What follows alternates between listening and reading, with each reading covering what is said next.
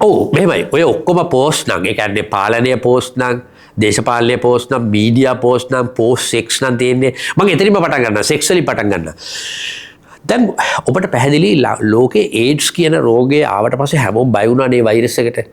ඒ නිසා වෙච්ච දෙයක් තමයි මේ ඕරල් සෙක්ස් කියන එක ඊට පස්සේ ජනප්‍රිය වුණා. ඒ කියන්නේ ඕරල් සෙක්ස් කියන එක ආවේ මොකද ඒනල් සෙක්ස් වලට ගියොත් එමේ ඒඩ්ස් ඉඳලා මිනිස්සු මැරෙනවා. ඒ නිසා මිනිස්සු ඕරල් සෙක්ස් වලට ආවා.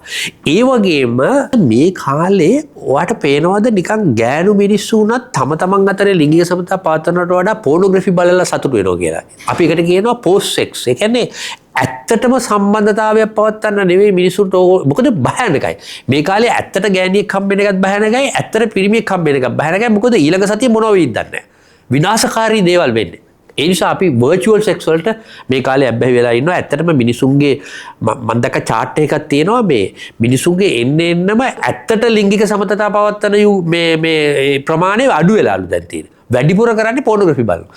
ඉතින් ඒ නිසා මම කියන්නේ දේශපාලනය කිරීම වෙනුවට සල්ලි හම්බ කරන්න. එහෙමනේ වෙලා තියෙන්නේ. දේශපාලන පක්ෂ නැහැ පුද්ගලයෝ ඉන්නවා. දැන් උදාහරණයකට අපි කිව්වොත් එහෙම මම පොහොට්ටුවට කියන්නේ ශ්‍රීලන්ති රාජපක්ෂ ලැයිස්තු පක්ෂය. ඒ කියන්නේ ශ්‍රීලන්ති රාජපක්ෂ විසින් ලැයිස්තුගත කරන පක්ෂය.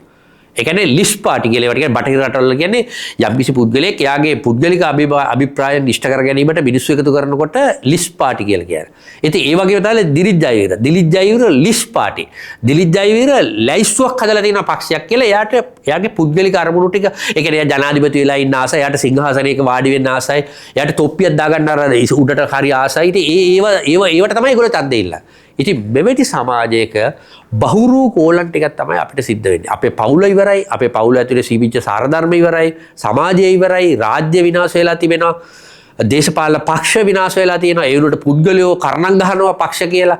මෙවැනි සමාජයක අපිට ඉතුරු වෙලා තියෙන්නේ පැහැදිලිවම නිහිලිසම්. එහෙම නැත්නම් නාස්තික, ඒ කියන්නේ නාස්තිකවාදය කියලා කියනවා. අපේ ජීවිතය අසාරයි. ඒ නිසා හැම වෙලාවෙම උත්සාහ කරනවා රට පනින්න තරුණ අය. ඒ අර වෙන විකල්පයක් නැහැ. අලුතෙන් හිතන්න හොඳම වෙලාවත් මේකම තමයි. මොකද බින්දුවට අර ටවර් දෙක ඇමරිකාව කඩා වැටුණාට පස්සේ ඇමරිකාව අලුතෙන් හිතුවා වගේ අපෙත් ඔක්කොම ටවර් කඩා වැටිලා තියෙන්නේ. අලුතෙන් හිතන්න ඔන්න මොහොත ඇවිල්ලා තියෙනවා තක්කඩින්ට අහු නොවි.